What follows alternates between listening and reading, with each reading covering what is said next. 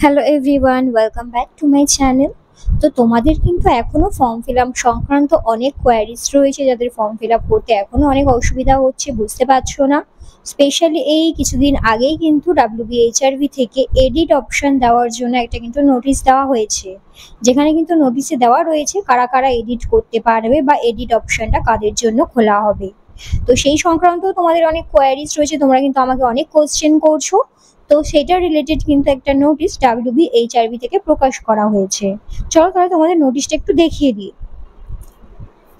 তো যে নোটিশটা প্রকাশ করা হয়েছে তোমরা সবাই দেখেছিলে যে 29 তারিখে কিন্তু একটা নোটিশ প্রকাশ করা হয়েছিল, যে এখানে কিন্তু টোটাল 12খানা পোস্টের জন্য ফর্ম ফিল আপ চলছে। 12খানা পোস্টের জন্য যারা যারা মানে অ্যাপ্লাই করছো তাদের কিছু না কিছু ফর্ম ফিল আপে ভুল হচ্ছে, এবং সবাই চিন্তা করছিলে যে ফর্ম ফিল আপ এত ভুল হচ্ছে, কি করে কি করব না করব, ফর্মটা কি ক্যান্সেল হয়ে যাবে কি রিজেক্ট হয়ে যাবে। এর জন্য কি ডাব্লিউবিএইচআরবি বোর্ড থেকে এখানটায় ক্লিয়ারলি অফিসিয়াল ভাবে বলা হয়েছিল যে কি করা হবে, একটা এডিট উইন্ডো বার করা হবে। এডিট উইন্ডো বার করা হবে, যেটা কি হবে 22 তারিখ অবধি লাস্ট ডেটটাও তোমাদের কিন্তু বাড়ানো হয়েছে, ফর্ম ফিল আপের লাস্ট ডেটটাও কিন্তু বাড়ানো হয়েছে, যেটা হচ্ছে কি যে 3 তারিখ ছিল, যেটা 3 তারিখ থেকে বেড়ে কি হয়েছে 22 তারিখ অবধি এক্সটেন্ড করা হয়েছে। আর সেখানে বলা হয়েছে কি একটা এডিট উইন্ডো দেওয়া হবে। এডিট উইন্ডোর ডেটটা কিন্তু দিয়ে দেওয়া হয়েছিল যে এডিট উইন্ডোটা অ্যাভেলেবেল হবে কবে থেকে, 23 থেকে 25 তারিখ অবধি। ঠিক আছে, 23 তারিখ সকাল 10টা থেকে কিন্তু খুলবে এডিট উইন্ডোটা, যেটা হচ্ছে 25 তারিখ অবধি তোমরা পাবে। যে যেখানে ভুল করেছো সেটা কিন্তু তোমরা ঠিক করতে পারবে। এখন তোমাদের কোশ্চেন হচ্ছে সবাই কি এডিট করতে পারবে? তো দেখো, ওয়েস্ট বেঙ্গল গভর্নমেন্ট থেকে যারা ফর্ম ফিল আপ করবে, ঠিক আছে, আমি তোমাদের একটা জিনিস দেখিয়ে দিচ্ছি। যারা যারা ফর্ম ফিল আপ করেছো তারা কি করে এডিট করবে, ঠিক আছে। তো ফার্স্ট অফ অল কি করতে হবে, আমাদের ডাব্লিউবিএইচআরবির যে অফিসিয়াল ওয়েবসাইট রয়েছে সেই ওয়েবসাইটে আমাদের লগ ইন করতে হবে। আমাদের ফোন নাম্বার অ্যান্ড পাসওয়ার্ড দিয়ে কি করতে হবে, আমাদের অনলাইন অ্যাপ্লিকেশন করে সেখানটা কি করতে হবে, সিলেক্ট করতে হবে কোন পোস্টের জন্য তোমরা অ্যাপ্লাই করছো। জেএনএম হলে জেএনএম, বিএসসি হলে বিএসসি, বা কোনো প্যারামেডিক্যাল কোর্স হলে প্যারামেডিক্যাল কোর্স দেবে। ফোন নাম্বার পাসওয়ার্ড দিয়ে ফার্স্টে লগ ইন করবে। লগ ইন করলে কি হবে, তোমাদের ফর্মটা খুলে যাবে। এরপর আমরা কি করব, আমাদের পুরো ডিটেলসটা চেক করে নেবো কি আছে না আছে, কোথায় কি ভুল আছে। এটা আমরা কি করে বুঝবো যে কোথায় আমরা কি ভুল করেছি। এখানে কিন্তু সফটওয়্যারের মাধ্যমে এখানে চেক করা হবে কার কোথায় কি ভুল আছে না আছে, সেখানে কিন্তু দিয়ে দেবে। এবার দেখো স্ট্যাটাস রিপোর্ট বলে রয়েছে, এই রিপোর্ট অপশনটা যদি তোমরা ক্লিক করো, এখানটায় কিন্তু স্ট্যাটাসে তোমাদের দেখিয়ে দেবে কোন জায়গাটা ভুল রয়েছে বা কোন জায়গাটা তোমাকে কারেকশন করতে হবে। তোমরা এখনো অবধি যারা যারা ফর্ম ফিল আপ করোনি, ফুল সাবমিশন করে দিলে যখন স্ট্যাটাসে যাবে তোমরা, ওখানে দেখাবে form was submitted successfully. But যদি কোনো কিছু ভুল থাকে তাহলে কিন্তু ওই স্ট্যাটাসের জায়গাটায় তোমাদের দেখিয়ে দেবে যে কোন জায়গাটায় ভুল আছে। কারোর অ্যাড্রেস ভুল থাকলে অ্যাড্রেস, কারোর কোনো স্পেলিং ভুল থাকলে সেখানটায় সেটা দেখিয়ে দেবে যে এই জায়গাটা ভুল রয়েছে, এটা কারেকশন করতে হবে। ঠিক আছে, তো এরম ভাবে কিন্তু তোমরা বুঝে যাবে কাকে কোথায় কোন জায়গায় কারেকশন করতে হবে। আর এই নোটিশটাই কিন্তু আরেকটা জিনিস বলে দেওয়া হয়েছিল যে কারা কারা এডিট করতে পারবে না বা কারা এডিট অপশনটা পাবে না।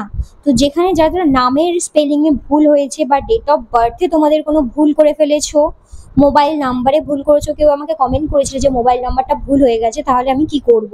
তো তোমাকেও আমি এটাই বলবো, দেখো যাদের মোবাইল নাম্বার ভুল হয়েছে বা মেল আইডি দিতে ভুল করেছো, সেক্ষেত্রে কিন্তু তোমরা এডিট অপশনটা পাবে না।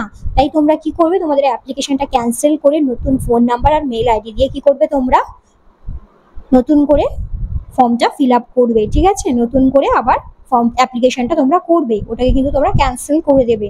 কারণ তোমরা দেখো এখানে বলে দিয়েছে যে যারা যারা নামে ভুল করেছে বা ডেট অফ বার্থে ভুল করেছে বা ফোন নাম্বারে দিতে ভুল করেছে, মেল আইডি দিতে ভুল করেছে, তারা কিন্তু এই এডিট অপশনটা পাবে না। বাকি আদার্স যারা যারা রয়েছে তারা কিন্তু সবাই এডিট অপশনটা পাবে।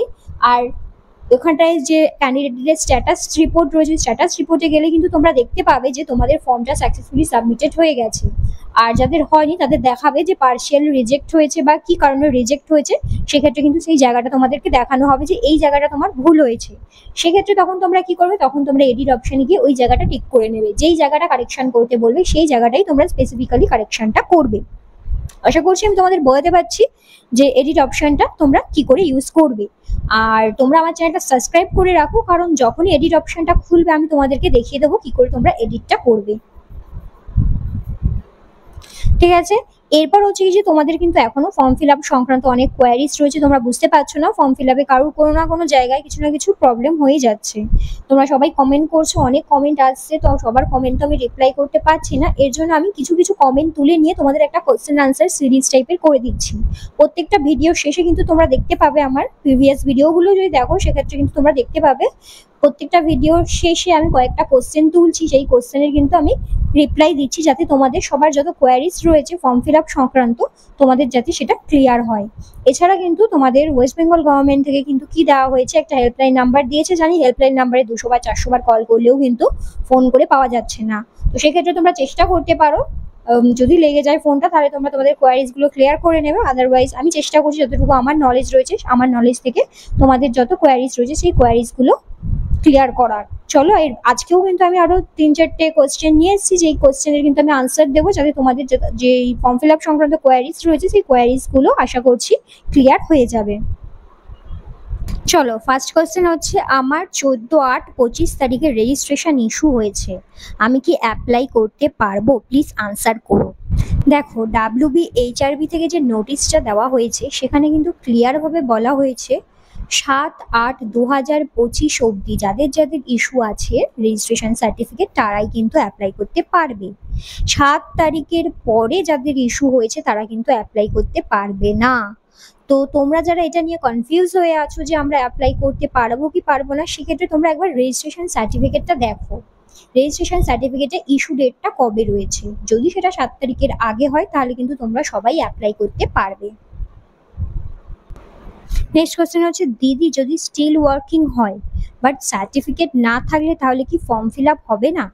ফর্ম ফিল আপ হবে, কিন্তু এক্সপিরিয়েন্সের জায়গায় তোমাকে কি করতে হবে, সেখানটায় তোমাকে নো দিতে হবে। এক্সপিরিয়েন্সের জায়গায় দুটো অপশন রয়েছে, যদি ইয়েস করো তাহলে তোমাকে সার্টিফিকেটটা দিতে হবে, যদি নো করো তাহলে সার্টিফিকেট আপলোডের কোনো ব্যাপার নেই।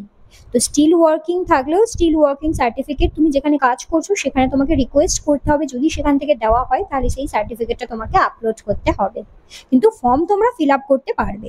সেই জায়গাটা শুধু এক্সপিরিয়েন্সের জায়গাটা তোমাকে নো করতে হবে। নেক্সট কোশ্চেন হচ্ছে, ডিপ্লোমাতে পোস্ট বেসিক বিএসসি নার্সিং দেওয়া যাবে কি? দেখো, ডিপ্লোমা মানে পোস্ট বেসিক বা জিএনএম সেগুলো না। জিএনএম করার পর বা পোস্ট বেসিক করার পর মানুষ আলাদাভাবে কোনো একটা ফিল্ডের ওপর ডিপ্লোমা করে, সেটা সাইকোয়াটিক হতে পারে, সেটা কার্ডিয়াক হতে পারে, থোরাসিক হতে পারে, সেই সংক্রান্ত যদি ডিপ্লোমা করে থাকো তাহলেই সেই ডিপ্লোমাটা তোমরা দিতে পারবে, যার জন্য মার্কস, ফুল মার্কস 5 রয়েছে। যদি মিনিমাম 1 ইয়ার্সের ডিপ্লোমা করে থাকো সেক্ষেত্রে তোমরা 5 মার্কস পাবে। তো এখানে ডিপ্লোমা বলতে পোস্ট বেসিক বিএসসিটাকে কিন্তু বলা হয়নি, তো সেটা কিন্তু তোমরা দিতে পারবে না। নেক্সট কোশ্চেন হচ্ছে, রেজিস্ট্রেশন সার্টিফিকেট আর পাশের কলামটা যে মার্কস লেখা আছে ওটাই কি বসাবো?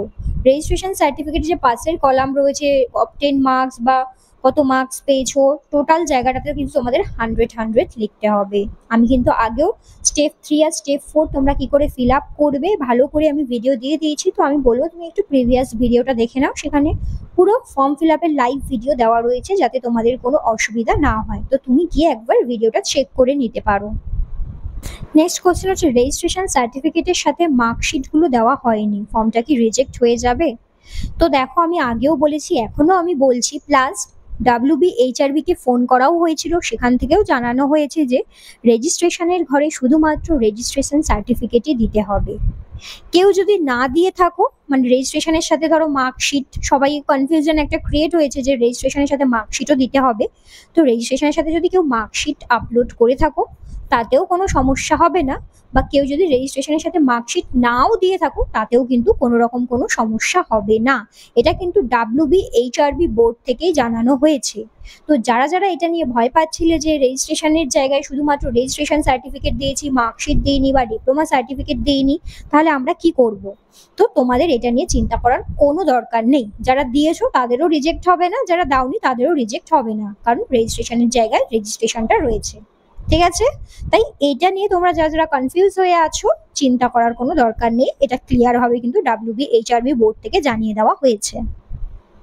আচ্ছা, নেক্সট কোশ্চেন হচ্ছে দিদি, এক্সপিরিয়েন্সের ক্ষেত্রে কি 50 বেডের হসপিটালটা কি ইম্পর্টেন্ট?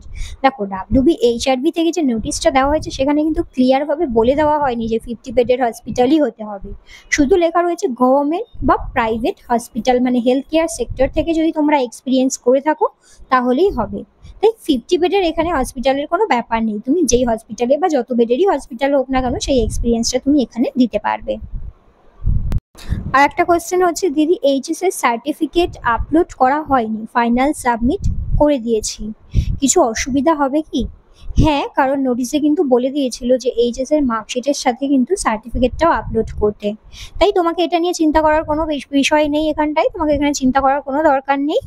কারণ 23 তারিখে, মানে 22 তারিখ অব্দি লাস্ট ডেট, 23 তারিখে তোমাদের এডিট উইন্ডো খুলবে। সেক্ষেত্রে তোমরা যারা যারা যেটা আপলোড করোনি, তো সেখানে কিন্তু তোমরা সেখানে আপলোড করতে পারবে। তাই তোমরা এডিট অপশানে যাবে, গিয়ে যে যেটা আপলোড করোনি বা ভুল আপলোড করেছো তোমরা এডিট অপশানে গিয়ে সেটাকে ঠিক করে নেবে, ঠিক আছে? নেক্সট কোশ্চেন হচ্ছে, দিদি আধার কার্ড কি বোথ সাইড দিতে হবে? হ্যাঁ, যারা যারা আধার কার্ডে কিন্তু শুধু ফ্রন্ট সাইড দিয়েছো, আমি কিন্তু বলবো আধার কার্ডে কিন্তু বোথ সাইড দিতে হবে। যারা যারা না দিয়ে থাকো বা দাওনি, তাদেরকে বলবো এডিট অপশন যখনই আসবে তখন আধার কার্ডের বোথ সাইডটাই একটা PDF বানাবে, বানিয়ে কিন্তু আপলোড করে দেবে। তো আজকে আমি কটা কোশ্চেনই এনেছি, আশা করছি তোমাদের ফর্ম ফিল আপ সংক্রান্ত যত কোয়ারিজ রয়েছে আমি যতটুকু জানি সেটাই তোমাদের ক্লিয়ার করতে পেরেছি। এরপর যদি তোমাদের আরো কোশ্চেন থাকে তাহলে তোমরা আমাকে কমেন্ট বক্সে কমেন্ট করতে পারো। আমি কিন্তু প্রত্যেকটা ভিডিওর সাথে সাথে শেষের দিকে কিন্তু আমি তোমাদের কিছু কোশ্চেন নিয়ে আসি, 5টা 6টা কোশ্চেন নিয়ে আসি, সেই কোশ্চেনের কিন্তু আমি আনসার দিই, তোমাদের যত কোয়ারিজ রয়েছে ক্লিয়ার করি, যাতে তোমাদের ফর্ম ফিল আপ সংক্রান্ত যত কোয়ারিজ রয়েছে সেই কোয়ারিজগুলো ক্লিয়ার হয়। তো আজকের ভিডিওটা আমি এতটাই রাখি। কারোর যদি আরো কোনো কোশ্চেন থাকে তাহলে আমাকে কমেন্ট বক্সে কমেন্ট করো। এছাড়াও West Bengal health recruitment board থেকে কিন্তু একটা ফোন নাম্বার দিয়ে দেওয়া হয়েছে, সেই ফোন নাম্বারে তোমরা ফোন করেও তোমাদের কোয়ারিজগুলো ক্লিয়ার করতে পারো। তো আজকের ভিডিওটা এতটাই রাখছি, টিল দেন বাই।